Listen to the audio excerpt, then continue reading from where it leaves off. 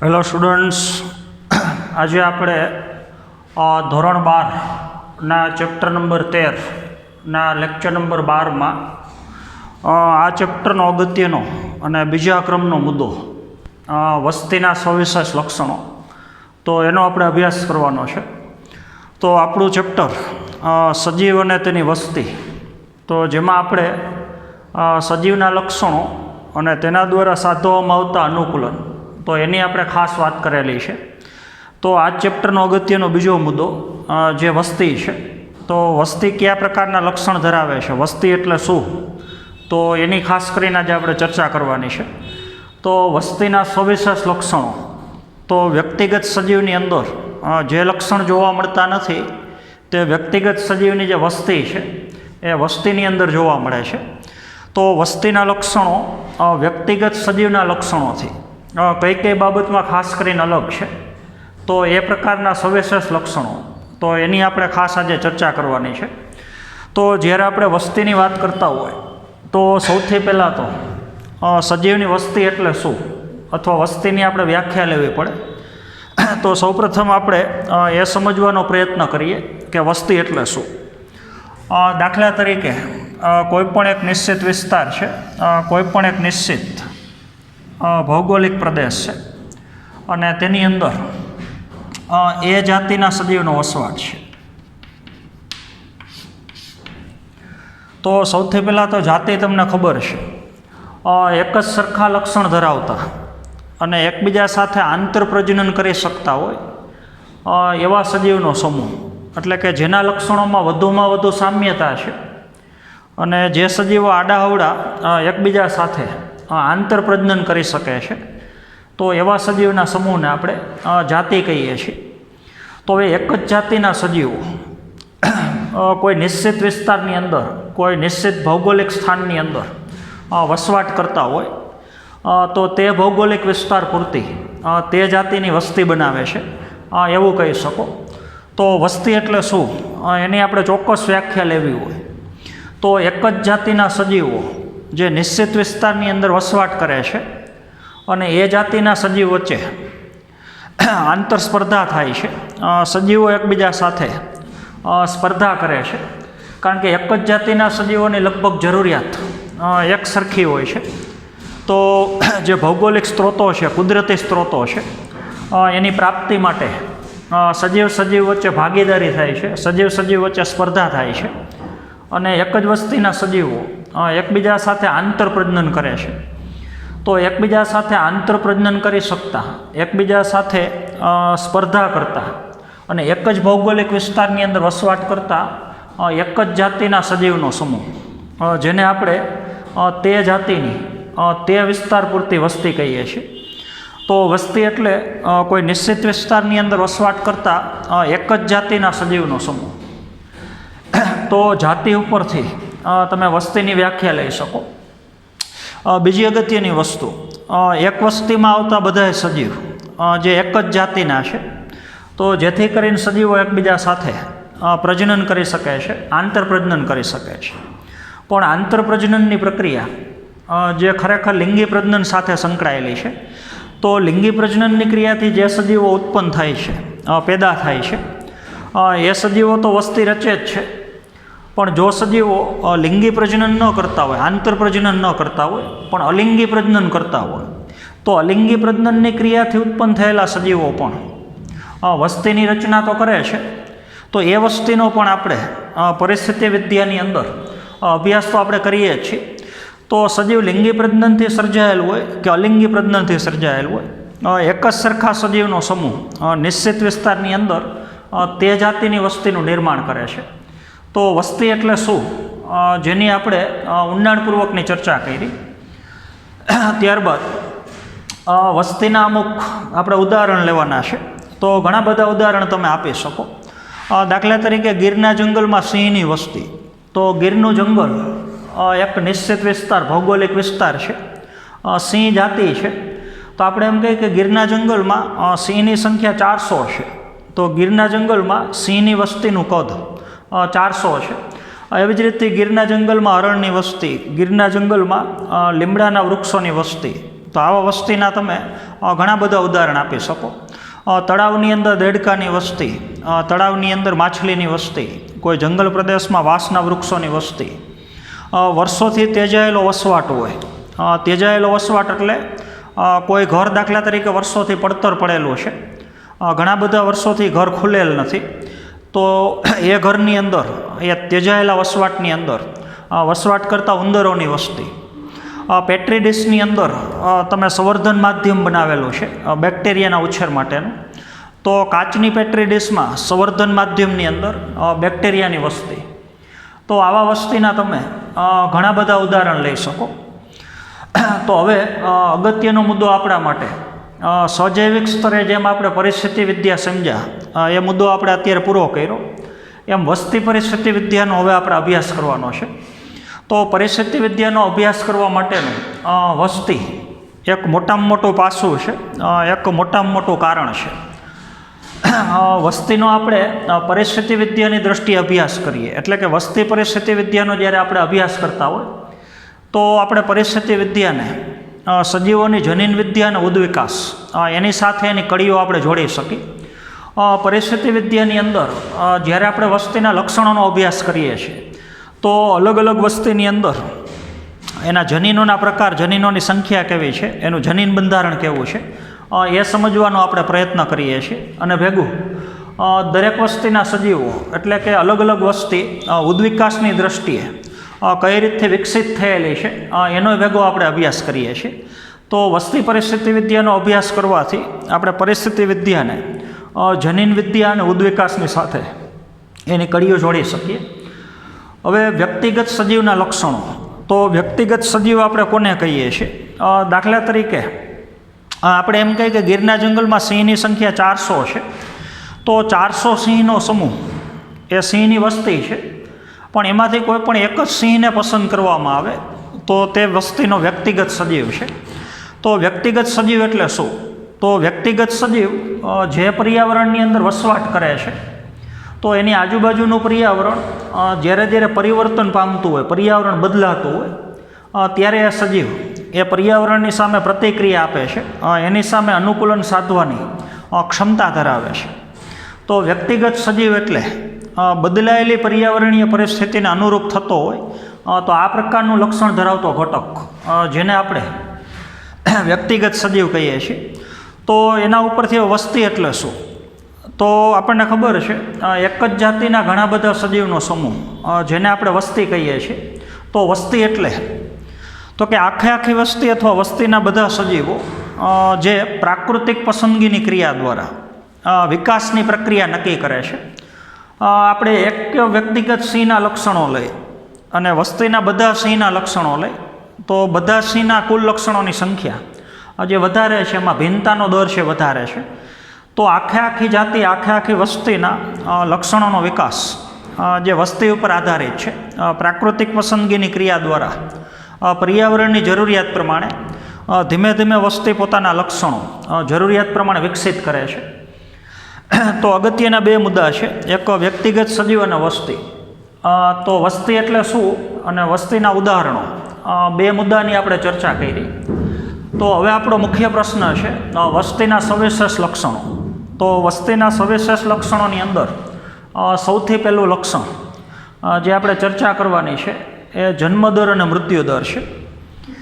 તો વસ્તીના જે અમુક લક્ષણો છે, જે લક્ષણો ફક્ત વસ્તી પૂરતા જ મર્યાદિત છે, એ લક્ષણો વસ્તીને લાગુ પડે છે પણ એ વસ્તીના વ્યક્તિગત સજીવો એને એ લક્ષણો લાગુ પડતા નથી. દાખલા તરીકે પ્રથમ લક્ષણ જેની આપણે ચર્ચા કરવાની છે એ છે જન્મદર અને મૃત્યુદર.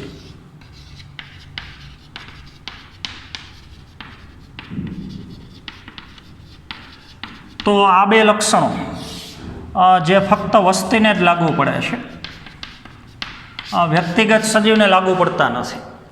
આપણે વ્યક્તિગત સજીવની વાત કરીએ, વ્યક્તિગત સજીવ એટલે વસ્તીનો કોઈ પણ એક સજીવ. તો વ્યક્તિગત સજીવનો જન્મ થઈ શકે ને વ્યક્તિગત સજીવનું મૃત્યુ થઈ શકે. તો જન્મ અને મૃત્યુ એ વ્યક્તિગત સજીવનું લક્ષણ છે, પણ જન્મદર અને મૃત્યુદર એ વ્યક્તિગત સજીવનું લક્ષણ નથી, પણ એક જ સરખા સજીવનો જે આખો સમૂહ છે એ વસ્તીનું લક્ષણ છે. તો વસ્તીનો જન્મ અને મૃત્યુ ન હોઈ શકે એમ વ્યક્તિગત સજીવમાં જન્મદર અને મૃત્યુદર ન હોઈ શકે. તો એ બાબતમાં વ્યક્તિગત સજીવ અને વસ્તી અલગ પડે છે. તો વસ્તીને લાગુ પડતા બે લક્ષણો જન્મદર અને મૃત્યુદર જે વસ્તી પૂરતા મર્યાદિત છે. તો એ હવે આપણે સમજવાનું છે કે જન્મદર અને મૃત્યુદર એટલે શું. તો સૌથી પહેલાં તો જન્મદર અને મૃત્યુદર બંને જો આપણે નક્કી કરવા હોય તો વસ્તીના પ્રત્યેક વ્યક્તિ દીઠ એટલે કે માથા દીઠ ચોક્કસ સમયગાળામાં એક અઠવાડિયામાં, એક માસમાં, એક વર્ષની અંદર કેટલા સજીવનું મૃત્યુ થયું અથવા કેટલા સજીવનો જન્મ થયો એને આપણે જન્મદર અથવા એને આપણે મૃત્યુદર કહી શકીએ. તો જન્મદર અને મૃત્યુદર પ્રતિ વ્યક્તિ દીઠ વસ્તીની અંદર સજીવોની સંખ્યામાં જે વધઘટ થાય છે જેને આપણે જન્મદર અને મૃત્યુદર કહીએ છીએ. ઉદાહરણ દ્વારા આપણે સમજવાનો થોડો પ્રયત્ન કરીએ. તો તમને ખબર છે, દાખલા તરીકે કોઈ પણ એક તળાવની અંદર આપણે ટેક્સ્ટબુકનું જ ઉદાહરણ લઈએ છીએ. આજે દાખલા તરીકે કમળના છોડની સંખ્યા 20 છે અને એક વર્ષના સમયગાળામાં નવા 8 કમળનું સર્જન થયું. તો વર્ષની શરૂઆતમાં કમળના છોડની સંખ્યા 20 છે અને એક વર્ષની અંદર 8 કમળની સંખ્યામાં વધારો થયો. તો વર્ષના અંતે કમળની કુલ સંખ્યા 28 થઈ. તો 20 કમળે 8 કમળનો ઉમેરો થયો. તો હવે આપણે આ વસ્તીનો જન્મદર લેવો હોય તો 20 કમળે 8 કમળનો ઉમેરો, તો પ્રતિ કમળ દીઠ વ્યક્તિગત સજીવની સંખ્યા દીઠ કેટલા કમળનો ઉમેરો થયો. તો ઉમેરાયેલી કમળની સંખ્યા દાખલા તરીકે 8 છે અને શરૂઆતમાં વસ્તીનું કદ 20 છે. તો 8 ભાગ્યા 20 કરીએ તો આપણને જવાબ મળશે 0.4. તો પ્રતિ કમળ દીઠ પ્રતિ વર્ષ 0.4 કમળનો ઉમેરો થાય છે. તો જન્મદર હંમેશા વ્યક્તિ દીઠ હોઈ શકે, માથા દીઠ હોઈ શકે કે 100 સજીવોએ આટલા સજીવનો જન્મ થયો તો એક સજીવે કેટલા સજીવનો જન્મ થયો. તો 20 કમળે 8 કમળનો જન્મ થયો તો એક કમળે 0.4 કમળનો ઉમેરો થયો. તો આ વસ્તીનો જન્મદર છે. એવી જ રીતથી આપણે મૃત્યુદરની વાત કરતા હોય તો મૃત્યુદર પણ વ્યક્તિ દીઠ હોય છે. એમાં ગમે તે ઉદાહરણ તમે લઈ શકો. દાખલા તરીકે પ્રયોગશાળાની અંદર આપણે ફળમાખીનું ઉદાહરણ લઈએ કે શરૂઆતમાં પ્રયોગશાળાની અંદર અથવા લેબની અંદર માખીની સંખ્યા 40 છે. શરૂઆતમાં માખીની વસ્તીનું કદ 40 છે અને એક અઠવાડિયાની અંદર 4 માખીનું મૃત્યુ થાય છે. તો એક અઠવાડિયા પછી માખીની વસ્તીમાં કદ ઘટી અને 36નું કદ થશે. તો 40 માખીએ 4 માખીનું મૃત્યુ થયું. તો એક માખીએ કેટલી માખીનું મૃત્યુ થયું એનો મૃત્યુ દર છે. તો વ્યક્તિ દીઠ આપણે એ દર કાઢવો હોય તો મૃત્યુ પામેલ માખીની સંખ્યા 4 છે અને 40 માખીએ 4 માખીનું મૃત્યુ થયું. તો મૃત્યુ દર આપણે આવશે 0.1. તો 40 માખીએ 4 માખીનું મૃત્યુ, તો પ્રતિ માખી દીઠ પ્રતિ અઠવાડિયે મૃત્યુદર છે એ 0.1 છે. તો આપણે સમજ્યા એ પ્રમાણે આપણે જન્મદરની વાત કરતા હોય કે મૃત્યુદરની વાત કરતા હોય, જન્મદર અને મૃત્યુદર લેવામાં આવે છે વસ્તીના કુલ સજીવ ઉપરથી. એટલે કે વસ્તીના કુલ જે સરેરાશ સજીવો છે અને ચોક્કસ સમયગાળામાં જે સજીવોનો ઉમેરો થાય છે, તો ઉમેરાયેલા સજીવની સંખ્યાને શરૂઆતની વસ્તીનું જે કદ છે એના વડે ભાંગવામાં આવે તો આપણે જન્મદર અને મૃત્યુદર એ આપણે શોધી શકીએ છીએ. તો અલગ અલગ વસ્તીની અંદર જન્મદર અને મૃત્યુદર જે અલગ અલગ હોય છે, જેનો આધાર રહેઠાણ અથવા પર્યાવરણની પરિસ્થિતિ ઉપર હોય છે અથવા એ જાતિના સજીવના જનીન બંધારણ ઉપર એનો આધાર હોય છે. તો અલગ અલગ બાબતો નક્કી કરશે કે વસ્તીનો જન્મદર અને મૃત્યુદર જે કયા પ્રકારનો હોઈ શકે. તો આ વસ્તીનું પહેલું લક્ષણ છે. ત્યારબાદ વસ્તીનું બીજું લક્ષણ જે વસ્તીનું લિંગ પ્રમાણ અથવા વસ્તીનું જાતિ પ્રમાણ છે. તો એની આપણે થોડી ચર્ચા કરીએ.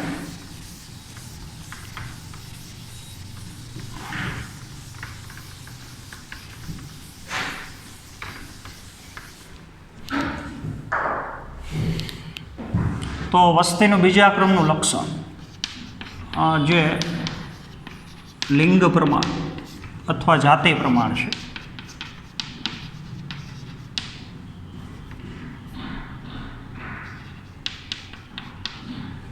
તો જાતિ એટલે આપણને ખબર છે કોઈ પણ પૃથ્વી ઉપરનો જે એકલિંગી સજીવ છે એ કાં નર હોઈ શકે અને કાં માદા હોઈ શકે.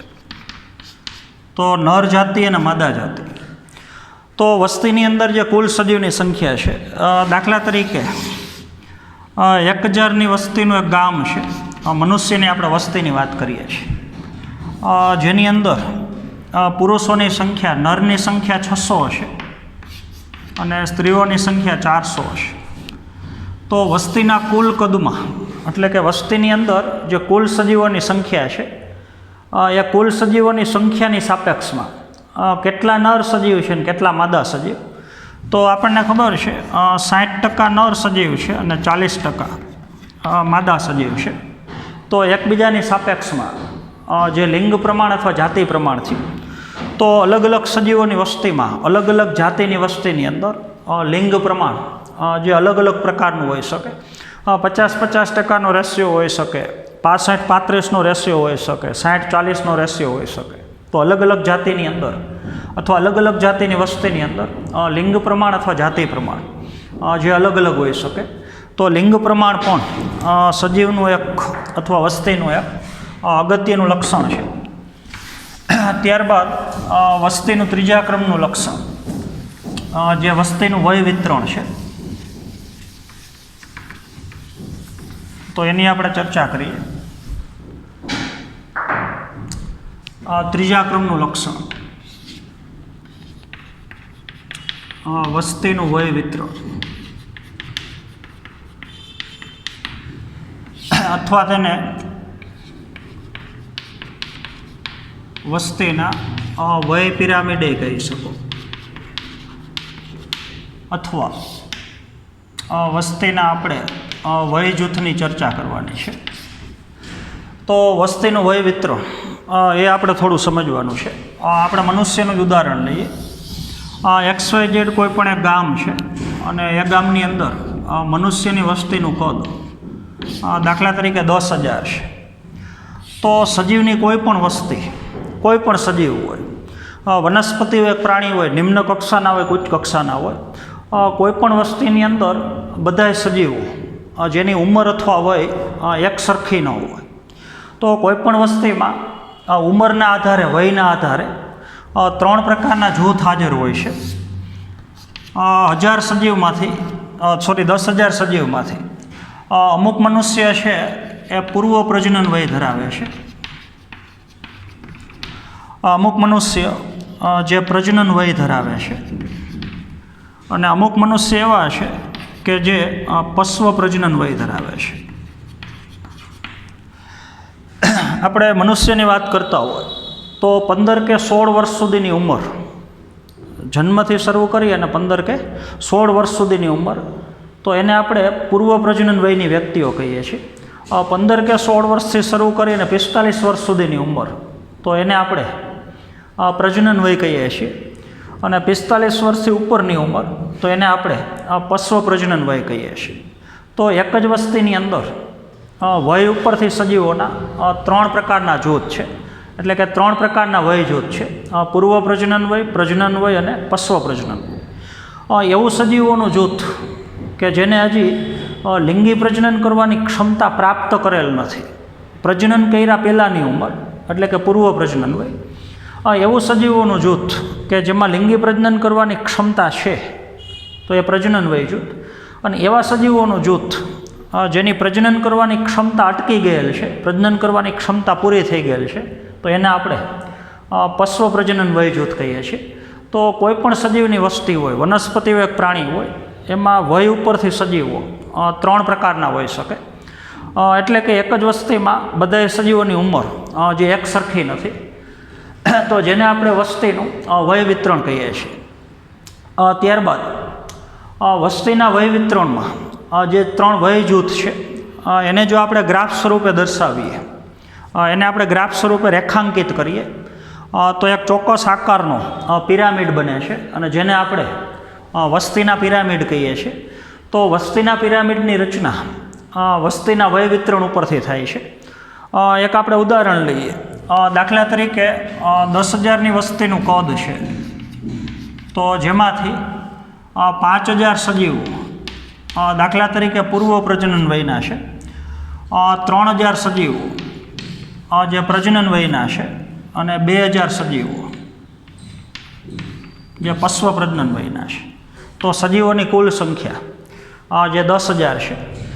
તો જે વય જૂથની અંદર સજીવોની સંખ્યા છે એને રેખાંકિત કરી ગ્રાફ સ્વરૂપે દર્શાવી અને એક ચોક્કસ આકારના પિરામિડની રચના થાય છે, જે પિરામિડને આપણે વસ્તીનો વય આધારિત પિરામિડ કહીએ છીએ.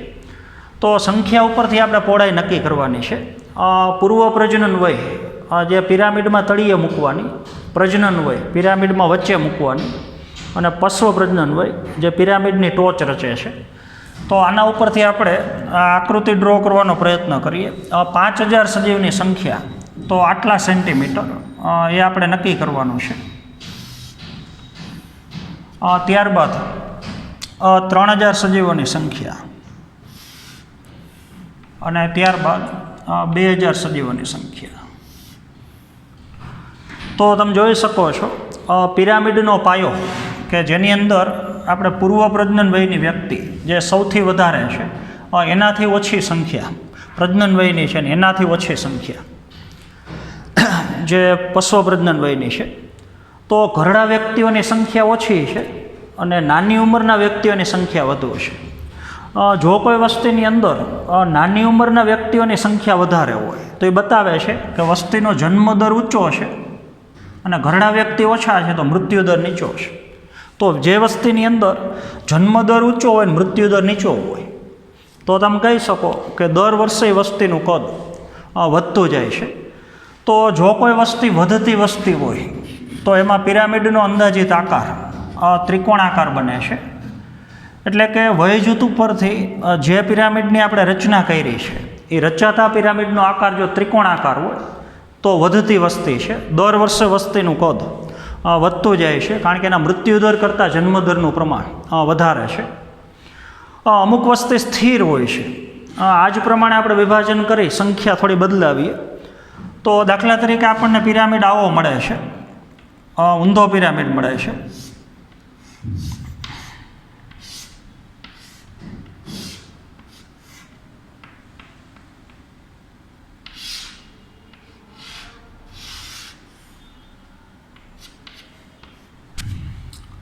તો ઊંધો ઘડાકાર પિરામિડ એ કહી શકો, ઊંધા ઘડા જેવી રચના.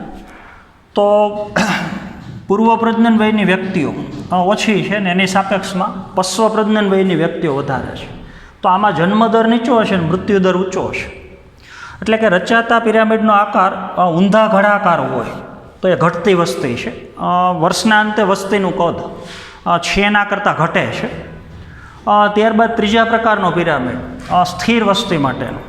વધતી વસ્તી માટેનો પિરામિડ ત્રિકોણાકાર હોય, સ્થિર વસ્તી માટેનો પિરામિડ આપણે ઘટતી વસ્તી માટેનો પિરામિડ ઊંધો ઘડાકાર હોય અને સ્થિર વસ્તી માટેનો પિરામિડ જે મોટા ભાગે ઘંટાકાર હોય છે, બેલ શેપ હોય છે. તો એમાં લગભગ પૂર્વ પ્રજનન વય અને પ્રજનન વય આ બે વય જૂથ લગભગ નજીક હોય છે અને આની સંખ્યા એકદમ આના કરતાં ઓછી ન હોય. તો આ વસ્તીમાં લગભગ જન્મદર અને મૃત્યુદર એક સરખો હોય છે. તો બેલ શેપ જો પિરામિડ હોય, ઘંટાકાર પિરામિડ હોય તો એ સ્થિર વસ્તી બતાવે છે. તો સ્થિર વસ્તી એટલે જન્મદર બરાબર મૃત્યુદર. તો વય વિતરણ ઉપરથી રેખાંકન કરી ગ્રાફ ઉપરથી જે આપણે વય પિરામિડ બનાવ્યા છે અને વય પિરામિડનો રચાતો જે આકાર છે જે આપણને વસ્તી વૃદ્ધિની સમજ આપે છે. વર્ષના અંતે વસ્તીનું કદ છેના કરતાં વધશે, છેના કરતાં ઘટશે કે વસ્તીનું કદ એવડું ને એવડું રહેશે. એટલે કે સ્થિર વસ્તી, વધતી વસ્તી અને ઘટતી વસ્તી એ પ્રમાણે ત્રણ પ્રકારના પિરામિડના આકાર એની રચના થઈ શકે.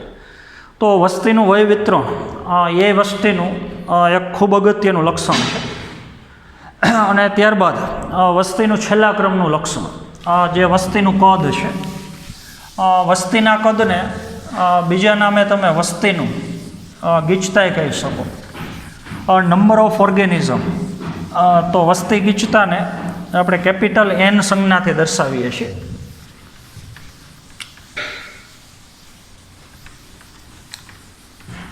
તો એ મુદ્દાને થોડો આપણે ઊંડાણપૂર્વક સમજવાનો પ્રયત્ન કરીએ. તો વસ્તીનું છેલ્લા ક્રમનું લક્ષણ, જે વસ્તીનું કદ અથવા એને વસ્તી ગીચતા કહી શકો, અથવા એને તમે એનથી બતાવી શકો. વસ્તી ગીચતા એટલે એને તમે ડેન્સિટી કહી શકો. તો વસ્તીનું કદ, આપણને ખબર છે દરેક વસ્તીનો વસવાટ એક નિશ્ચિત ભૌગોલિક વિસ્તારમાં છે, પર્યાવરણની એક ચોક્કસ પરિસ્થિતિમાં છે. તો જે પર્યાવરણમાં, જે ભૌગોલિક વિસ્તારમાં વસ્તી વસવાટ કરે છે, તો એ વસ્તીનું કદ દર વર્ષે એક સરખું સ્થિર ન હોય. વર્ષના અંતે વસ્તીનું કદ વધી શકે અને ઘટી શકે. તો વસ્તીનું કદ એ સ્થિર માપદંડ નથી. પર્યાવરણની અસરના લીધે, આજુબાજુના સજીવોની અસરના લીધે વસ્તીનું કદ વધી શકે અને ઘટી શકે. તો આપણને ખબર છે જ્યાં વસ્તીના સજીવો વસવાટ કરે છે, તો ત્યાં વસ્તીના સજીવો અન્ય જાતિના સજીવો અને પોતાની જાતિના સજીવો એની સાથે વસવાટમાં સ્થાન પ્રાપ્તિ માટે, ખોરાકની પ્રાપ્તિ માટે, પાણીની પ્રાપ્તિ માટે સ્પર્ધા કરે છે. સ્પર્ધામાં જો સજીવો જીતી જાય તો વસ્તીનું કદ વધી શકે, અને સ્પર્ધામાં જો સજીવો હારી જાય તો વસ્તીનું કદ ઘટી શકે. પરભક્ષણનો વસ્તીના કદ ઉપર પ્રભાવ હોય છે. દાખલા તરીકે એક જાતિનો સજીવ બીજી જાતિના સજીવનો ખોરાક તરીકે ઉપયોગ કરે છે. તો ખોરાક તરીકે ઉપયોગ કરતા સજીવ જો એની વસ્તીનું કદ એકદમ મોટું થઈ જાય તો ભક્ષ્ય વસ્તીનું કદ જે ઘટી શકે. બીજું, જંતુનાશક દવાઓની પણ વસ્તીના કદ ઉપર અસર હોય છે. મોટા પ્રમાણમાં જંતુનાશક દવાઓનો છંટકાવ કરવામાં આવે તો ઘણી વખત વસ્તીના ઘણા બધા સજીવોનું એકસાથે મૃત્યુ થઈ શકે. તો પર્યાવરણના આવા અલગ અલગ પ્રકારના પરિબળો, સ્પર્ધા છે, પરભક્ષણ છે, જંતુનાશક દવાઓની અસર છે. તો આવી બધી બાબતોના લીધે કોઈપણ જાતિના વસ્તીનું કદ એ ક્યારેય સ્થિર ન હોઈ શકે. વર્ષના અંતે થોડું ઘણું અથવા વધારે વસ્તીનું કદ ઘટી શકે અને છેના કરતાં વસ્તીનું કદ વધી શકે. તો પરિસ્થિતિ વિદ્યાની અંદર જ્યારે આપણે વસ્તીનો અભ્યાસ કરતા હોય તો મુખ્યત્વે આપણે વસ્તીના કદ ઉપર આપણે ધ્યાન કેન્દ્રિત કરીએ છીએ. તો પર્યાવરણના પરિબળોની અસર કેવી છે અને જે અસરના લીધે વર્ષના અંતે વસ્તીનું કદ ઘટે છે અથવા વધે છે, એટલે કે વસ્તી વૃદ્ધિ ધન છે કે ઋણ છે, એ આપણે સમજવાનો ખાસ કરીને પ્રયત્ન કરીએ છીએ. તો પરિસ્થિતિ વિદ્યાની અંદર વસ્તીનું કદ એ સમજ માટેનો, અભ્યાસ કરવા માટે એક અગત્યનું પાસું છે.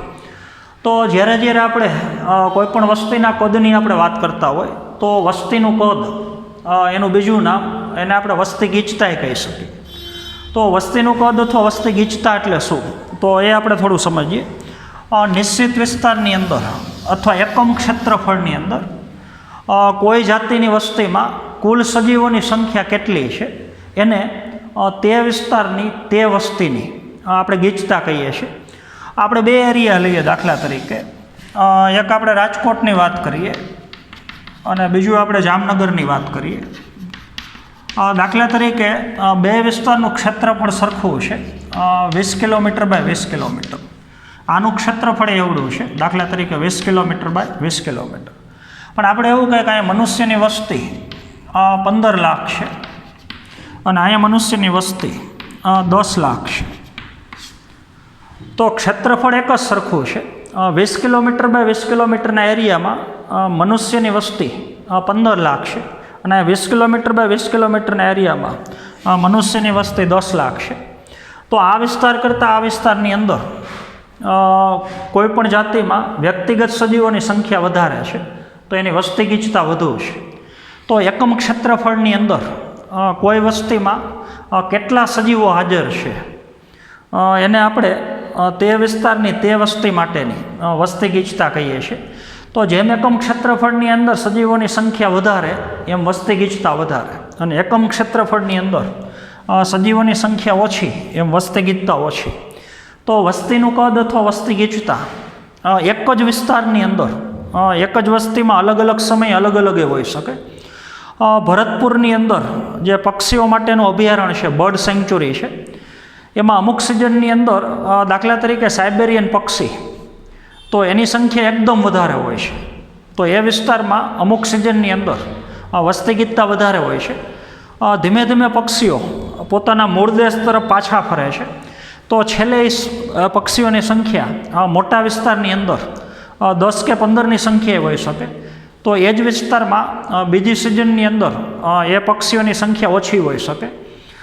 બીજું એવી જ રીતથી પેટ્રી ડિશની અંદર બેક્ટેરિયાની વસ્તી ઘણી બધી વધારે હોઈ શકે. તળાવની અંદર એકકોષી લીલ, ક્લેમિડોમોનાસ લીલ, તો એની વસ્તી ગીચતા વધારે હોઈ શકે, વસ્તીનું કદ મોટું હોઈ શકે. તો કોઈ નિશ્ચિત વિસ્તારની અંદર વસવાટ કરતી વસ્તીનું કદ 10ની આજુબાજુની સંખ્યાનું કદ સાવ નાનું હોઈ શકે, અને લાખો કે કરોડોની સંખ્યામાં કદ મોટું હોઈ શકે. આપણે એમ કંઈક ભારત દેશમાં મનુષ્યની વસ્તી તો આપણને ખબર છે 125 કરોડ વસ્તી છે. એની સાપેક્ષમાં આપણે જાપાનની સરખામણી કરીએ તો ત્યાં વસ્તી ગીચતા ઓછી છે, વસ્તીનું કદ એકદમ ઓછું છે. તો એક જ જાતિની વસ્તીનું કદ પણ અલગ અલગ વિસ્તારની અંદર જે અલગ અલગ પ્રકારનું હોઈ શકે. તો વસ્તીનો આપણે જ્યારે પરિસ્થિતિ વિદ્યાની દ્રષ્ટિએ અભ્યાસ કરતા હોય તો વસ્તીનું કદ, વસ્તીની ગીચતા એ એક મોટું અને અગત્યનું પાસું છે. તો બીજી એક અગત્યની વસ્તુ, મોટા ભાગે આપણે કોઈ વસ્તીની કોઈ વિસ્તારની અંદર જ્યારે આપણે વસ્તી ગીચતાનું માપન કરતા હોય તો વસ્તીની અંદર હાજર રહેલા કુલ સજીવોની સંખ્યા એને મોટા ભાગે આપણે ધ્યાનમાં લઈએ છીએ. પણ દર વખતે વસ્તી ગીચતાનું માપન જો આપણે સંખ્યા ઉપરથી જ કરીએ તો એ બાબત ઘણી વખત સાચી પણ ન હોઈ શકે. XYZ આપણે કોઈ પણ એક ઉદાહરણ લઈએ. દાખલા તરીકે મોટો એક ભૌગોલિક વિસ્તાર છે અને એની અંદર આપણે ધારી લઈએ ગાજર ઘાસ, અથવા એને તમે કોંગ્રેસ ઘાસે કહી શકો. ઘાસની એક પ્રકારની જાતિ છે. તો નિશ્ચિત ભૌગોલિક વિસ્તારની અંદર એકમ ક્ષેત્રફળની અંદર ગાજર ઘાસની વસ્તીનું કદ 50 છે. પણ આ જ વિસ્તારની અંદર મોટા કદનું એક મોટો ઘટાટોપ ધરાવતું મોટું એક જ વૃક્ષ છે. તો બે જાતિ છે, એક વૃક્ષની જાતિ છે અને એક ગાજર ઘાસની જાતિ છે. તો હવે આપણે કમ્પેરિઝન કરીએ સંખ્યાની દ્રષ્ટિએ, એટલે કે જો સંખ્યા ઉપરથી વસ્તી ગીચતા નક્કી કરવામાં આવે તો એક વૃક્ષ કરતાં ગાજર ઘાસના 50 છોડની વસ્તી ગીચતા વધારે છે સંખ્યાની દ્રષ્ટિએ. તો પર્યાવરણ વિદ્યાની દ્રષ્ટિએ આ સાચું નથી, કારણ કે 50 ગાજર ઘાસના છોડ ભેગા મળીને જે પર્યાવરણમાં કાર્ય કરે છે એના કરતાં મોટા કદના એક વૃક્ષની ભૂમિકા, એનું કાર્ય એ વધારે પડતું છે. તો જ્યારે આવું હોય કે સજીવની સંખ્યા ઓછી હોય પણ સજીવનું કદ મોટું હોય, સજીવની ભૂમિકા મોટી હોય, ત્યારે સંખ્યા કરતાં, દાખલા તરીકે આપણે મોટા વૃક્ષની વાત કરતા હોય અત્યારે આપણે એવું નક્કી કરીએ કે ગાજર ઘાસની વસ્તી ગીચતા વધુ છે અને આની વસ્તી ગીચતા ઓછી છે. તો પર્યાવરણની અંદર આ વૃક્ષની જે ભૂમિકા છે એને આપણે અવગણની કહેવાય. તો પર્યાવરણ વિદ્યાની દ્રષ્ટિએ એ સાચું નથી, કારણ કે એનો પર્યાવરણની અંદર 50 ગાજર ઘાસ કરતાં એક વૃક્ષનો ફાળો વધારે છે. તો આવું જ્યારે હોય ત્યારે તેનું ઘટાટોપનું કદ ઉપરનું જે આખું છે 50 ગાજર ઘાસનો જે ઘટાટોપ ભેગો કરો એના કરતાં એક વૃક્ષનો ઘટાટોપ એ મોટો છે. તો કહી શકો કે આના કરતાંની વસ્તી ગીચતા વધારે છે. 50 ગાજર ઘાસનો જે જૈવભાર છે એના કરતાં એક વૃક્ષનો જૈવભાર, એની અંદર રહેલા કાર્બનિક અને અકાર્બનિક દ્રવ્યોનું પ્રમાણ, ખોરાકનું પ્રમાણ એ વધારે છે.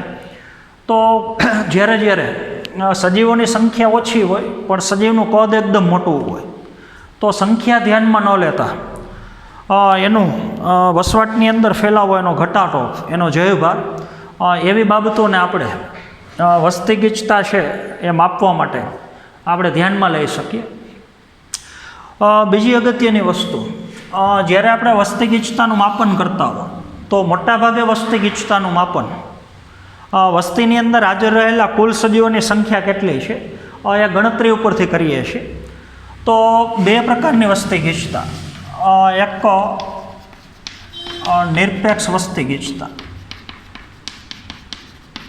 અને બીજું આવશે સાપેક્ષ વસ્તી ગીચતા.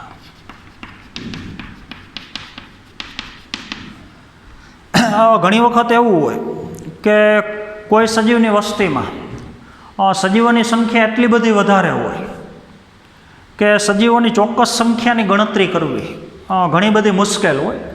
તો જ્યારે વસ્તીનું કદ એકદમ મોટું હોય, સરળતાથી કોઈપણ વસ્તીમાં સજીવોની ચોક્કસ સંખ્યાની આપણે ગણતરી કરી શકતા ન હોય, તો જો કોઈ વસ્તીમાં સજીવોની ચોક્કસ સંખ્યાની આપણે ગણતરી કરીએ તો એને આપણે નિરપેક્ષ વસ્તી ગીચતા કહીએ છીએ.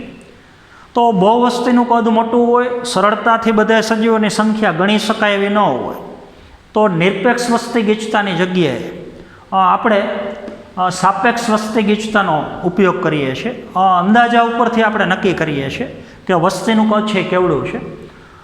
દાખલા તરીકે આપણે બે ઉદાહરણ લઈએ. દાખલા તરીકે કોઈ તળાવમાં માછલી પકડવા માટેનો આપણે પાસ નાખીએ છીએ. બાજુમાં બે તળાવ છે. બે તળાવની અંદર એક જ સરખા કદનો માછલી પકડવા માટેનો પાસ નાખ્યો. એક માછલી પકડવાના પાસમાં 100 માછલી આવી અને એકમાં 50 આવી. તો એક જ સરખા કદના પાસની અંદર એકમાં વસ્તી ગીચતા ઓછી છે ને એકમાં વસ્તી ગીચતા વધારે છે. તો જે પાસની અંદર વધારે માછલીઓ પકડાણી એ તળાવની અંદર પહેલાં તળાવ કરતાં માછલીની વસ્તી ગીચતા વધારે છે. તો આવા આપણે સાપેક્ષ વસ્તી ગીચતા ઉપરથી પણ વસ્તી ગીચતાનું ઘણી વખત આપણે અનુમાન કરી શકીએ. બીજું એક તમને ટેક્સ્ટ બુકમાં ઉદાહરણ આપ્યું છે. દાખલા તરીકે નેશનલ પાર્ક છે, રાષ્ટ્રીય ઉદ્યાનો, દાખલા તરીકે વાઘ આરક્ષિત રાષ્ટ્રીય ઉદ્યાન છે. તો એમાં ઘણી વખત વાઘની જ્યારે વસ્તી ગણતરી થતી હોય કે આ એરિયામાં વાઘની વસ્તી ગીચતા કેટલી છે, તો વ્યક્તિગત સંખ્યા આપણે ગણતા નથી, બીજા પાસાઓનો આપણે ઉપયોગ કરીએ છીએ. દાખલા તરીકે જંગલની અંદર વાઘ ચાલવાથી પગની જે ફૂટપ્રિન્ટ હોય છે, પગની જે છાપ હોય છે, એ છાપ ઉપરથી વસ્તી ગણતરી કરીએ છીએ. અથવા ઘણી વખત વાઘે જે અલગ અલગ જગ્યાએ મળ ત્યાગની ક્રિયા કરેલી હોય છે, એની મળની જે ગુટ્ટિકા હોય છે, નાની નાની ઢગલીઓ હોય છે, તો એ ગુટ્ટિકાની ગણતરી ઉપરથી પણ વાઘની આપણે વસ્તી ગીચતાની ગણતરી કરીએ છીએ. તો દર વખતે વસ્તીની અંદર ચોક્કસ સજીવોની સંખ્યા કેટલી છે, એટલે કે આપણે નિરપેક્ષ વસ્તી ગીચતા જ હંમેશા ધ્યાનમાં લેતા નથી. સરળતાથી જ્યારે વસ્તીના સજીવોની સંખ્યા ગણી શકતા ન હોય તો અનુમાન કરીને આપણે સાપેક્ષ વસ્તી ગીચતાનો આપણે ઘણી વખત ઉપયોગ કરીએ છીએ. તો આજના પિરિયડમાં ઘણા બધા આપણે વસ્તીના અગત્યના લક્ષણોની ચર્ચા કરી. તો આવતા પિરિયડથી હવે આપણે વસ્તી વૃદ્ધિનો ખાસ કરીને અભ્યાસ કરવાનો છે. તો જેની ચર્ચા આપણે આવતા પિરિયડથી કરશું. આજના પિરિયડમાં આપણે અહીંયા સુધી રાખશું. Thank you.